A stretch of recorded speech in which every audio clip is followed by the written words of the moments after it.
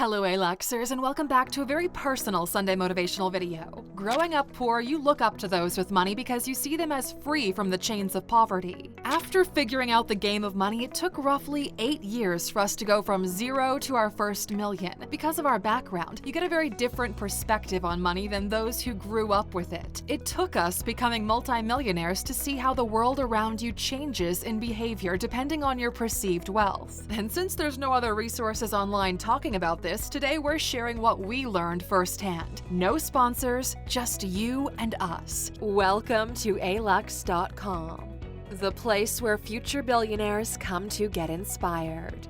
If you're not subscribed yet, you're missing out. Here are 15 things having money teaches you about other people. Hope it helps. Number 1.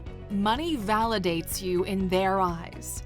In the collective mindset, money shows ability. Money pre-qualifies you when you enter a room. The rich will allow you to sit at the table because there's a common understanding that everyone around is able to pull their own weight. The poor see you as all-competent and all-knowing just because you have money. Your words carry more value and they tend to agree with you more, even if you're speaking outside of your area of expertise. He's rich, so he must know what he's talking about. This is a dangerous slope to navigate. Stay humble and focus on where your ability can move the needle forward for everyone involved.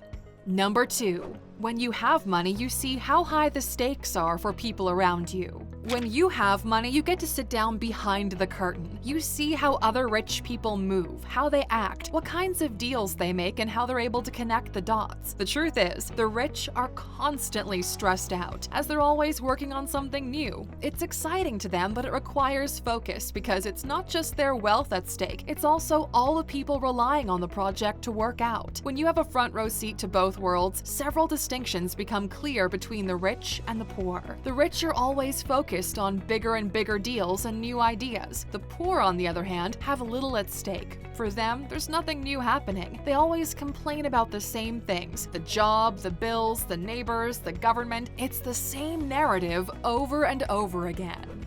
Number 3. Everybody has a price, even you.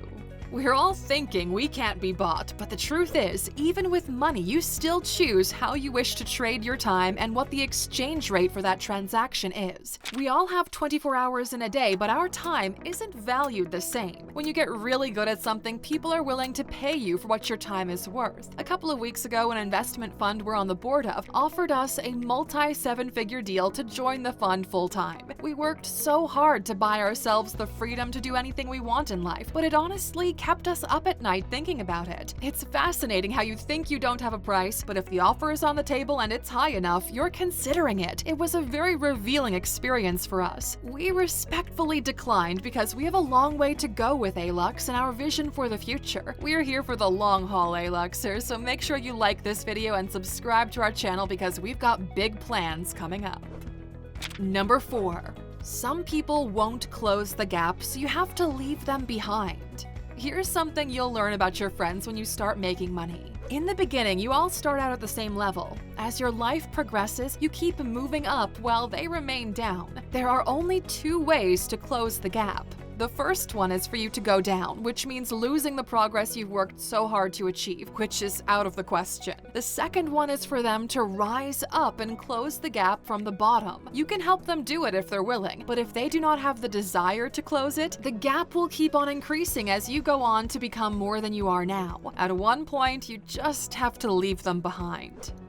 Number 5. Once you have it, money is overrated, but they don't know it. It took us getting everything we dreamed of to realize things are just things. Okay, hear us out. The moment you no longer have to chase it, the magic goes away. It's an important distinction to be made here. Sure, the paid-off home dramatically increased our comfort compared to when we were renting a shitty place. Yes, the SUV is safer and more comfortable, but there's a threshold of pleasure that once you achieve it, more of something doesn't give you more pleasure. The current level of comfort becomes your standard. We're incredibly grateful for everything we have, but a bigger penthouse or an even more expensive car won't alter the quality of our life. It's called the law of diminishing returns. Ironically, now that we have money, we spend most of our time doing things that are free, like walking in the park, reading, and spending quality time with friends and family. Money won't buy happiness, but it allows you to enjoy the things that make you happy.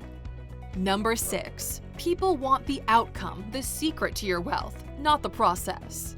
People who don't have money think you know a deep secret that no one else does, that you're privileged to access to closed meetings, to unfair advantages. It's how they justify the gap between you and them by no fault of your own. We learned how to start a business and invest money from books and events. There wasn't an Alux.com when we started out, so we built it for people just like us. Here, we have everything we learned and experienced for free on YouTube. People don't believe us when we say we share everything here. We posted our stock portfolio, our crypto portfolio, how we structure our real estate investments, and how we negotiate our deals. Newsflash, the process is out in the open. Anything you want to do in life, there's someone out there who did it already and documented the process. For the first time in history, we all have access to the same information and roughly the same tools. It's now a matter of discipline, focus, and putting in the work. Number 7. They think money solves all your problems and treats you as such. This is actually a very valid point if you've experienced poverty firsthand. When we were poor, money would have solved all of our problems in our life because every problem was a money problem for us. The thing is, there's a variety of problems you're not aware of when you're struggling to put food on the table or keep the lights on. Urgency trumps death in the hierarchy of perceived problems, right? It took us solving our money problems to realize just how stressed we are, just how fragile our health is, and how we neglected it in the process of building wealth. Poor people struggle with happiness, with purpose, with depression, with genuine relationships just as much as poor people struggle with paying the bills. You barely stay afloat. The downside to being well off is you can't bitch to anybody about it because you sound like a privileged brat. But these are deep problems that cannot be ignored. People assume once you have money you no longer have any other problems, and they treat you as such. Number 8. People are embarrassed by their lack of money. We like to keep our wealth to ourselves, but news travels fast, and since you don't tell them the numbers, people always assume unlimited amounts of wealth. Whenever meeting with extended family, they feel ashamed or embarrassed by their living conditions, despite us growing up and sharing the same plate of food with all of our cousins, for example. Money just reveals more of who you are. If you were an a-hole before the money, you're probably an even bigger one now. To be honest, the theatrical part of money is a bummer. We'd pick beers with people we vibe with any day over fancy wine with rich snobs that have no depth.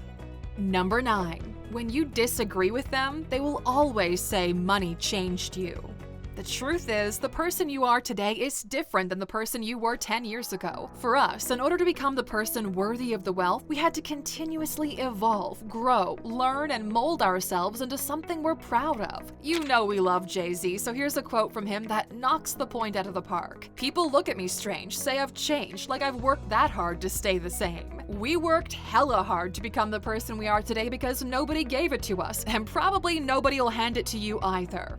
Listen closely, for this is quite valuable. Growth and evolution don't sit well with those who benefited from you serving them. When you focus on yourself instead of them, they'll say you changed. Personally, we noticed this with the family, which, although we respect and love, used to have a bit too much control or input into what we wanted to do with our lives. The moment we freed ourselves from them, the moment we took our life into our own hands and became successful, they said we changed. We still take care of them and enjoy spending time with them, but they no longer have the same level of control over us. When the chains of control are no longer part of the equation, all you're left with is who you are as a human being. That's where you figure out if you like each other being true to who you really are. Number 10. If you choose the right partner, the money is fine, but you're still grounded. A quality partner makes all the difference, especially if they were walking up the stairs along with you. If they experienced hardships alongside you, there's no way either of you is taking this little bit of success you have right now for granted. You keep each other grounded. They're your one source of truth. They're often the only ones able to call you out on your bullshit. You see, when you have money, people tend to default to yes in relation to what you ask of them. While you're poor, they default to no. But this puts you in a fragile situation where you become surrounded with yes men. You enjoy always being right and in their good graces, but it can become blinding, and you need focus if you're going to win this game over the long term. At the end of the day, it's just the two of you lying in that bed together. Make sure they're the right person. Number 11. The poor are emotionally attached to money, while the rich see it as a game.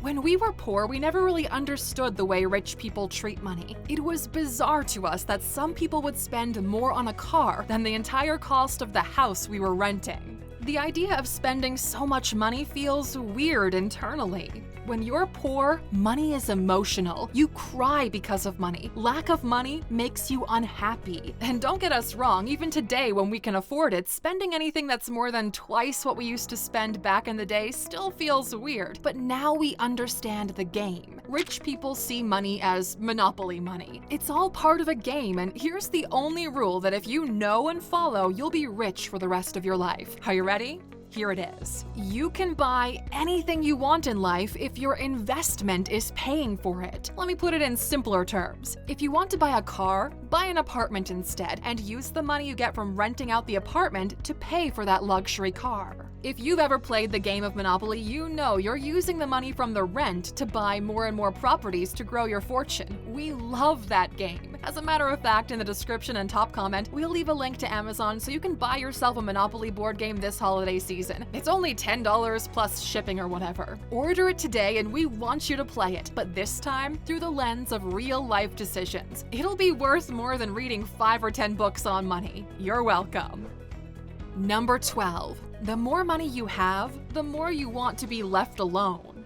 Something weird happened as our wealth increased. We're a mix of introverts and extroverts. As we said, we like hanging out with people we vibe with, but that's where we draw the line. Generally, these days we want to be left alone. Ideally, we'd like to be invited everywhere and pick if we want to go or not. We don't know if that makes sense to you guys, but it's where we're at right now.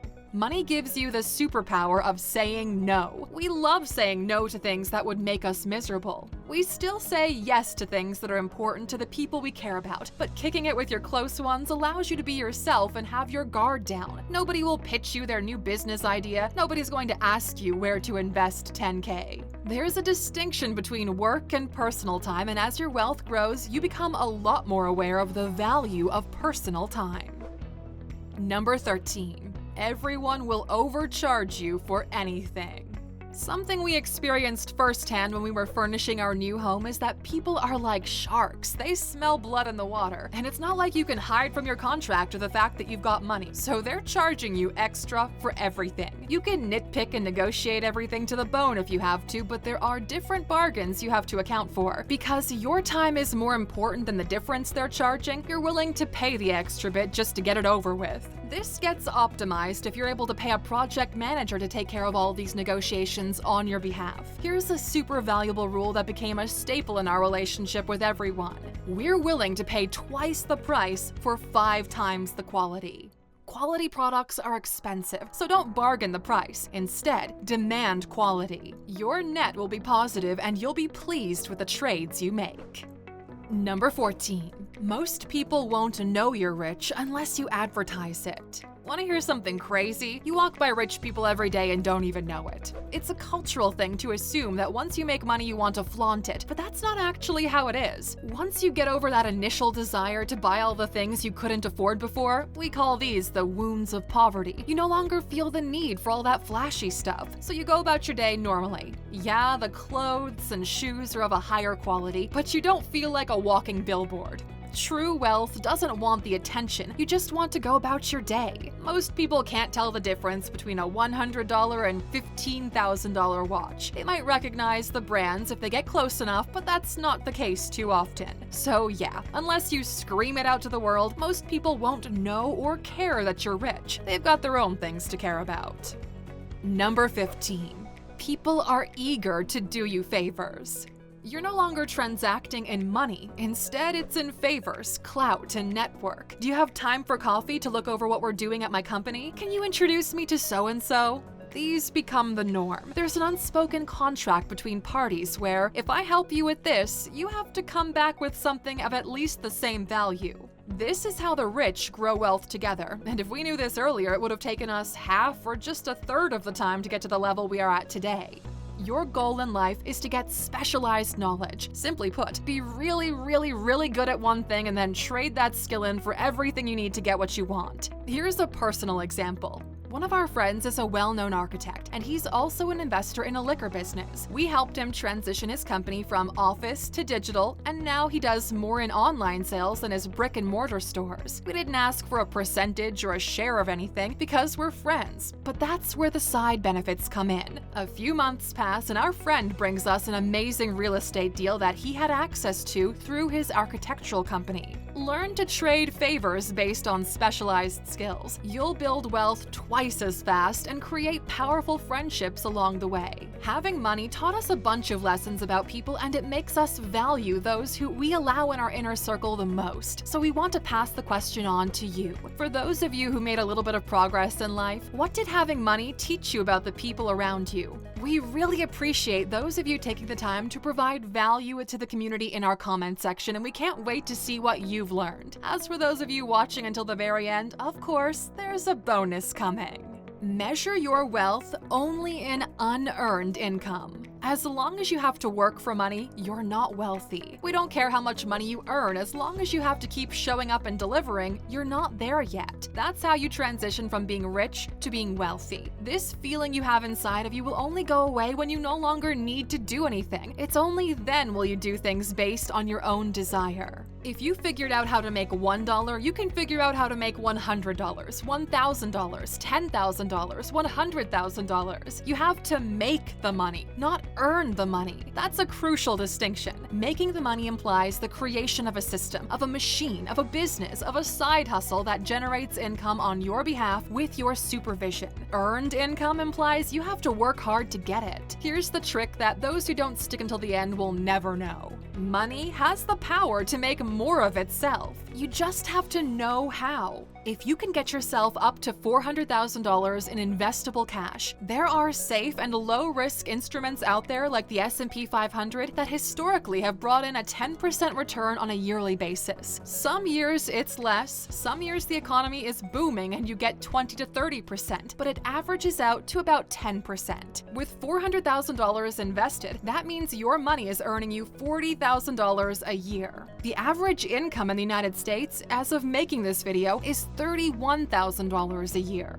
Half of the US population is earning less than $31,100 per year while working. If you get to $1 million, that's over $100,000 per year. These people no longer need to work because their money is making so much money on their behalf. Want to hear something even crazier? As of the end of 2021, there's approximately 56 million millionaires in the world. We're not sure the mind can comprehend just how many people can simply choose to not work and live a very comfortable life. 56 million millionaires. The year is coming to a close, and we've never seen so much abundance of money flooding every market. We're witnessing probably the biggest opportunity to build wealth history has ever seen. This is your freaking decade. We don't care where you're from. We don't care what school you've been to or what job your parents have. Everyone who's committed to making money will build wealth before this decade is over. Take this period over the holidays to set your affairs in order and put together a game plan before the year comes to a close. You're smart enough to realize just how big this economic shift is, and you actually have all the tools you need to take advantage of it. If you're ready for the wealth games to begin, write start in the comments. Let's see who's joining us.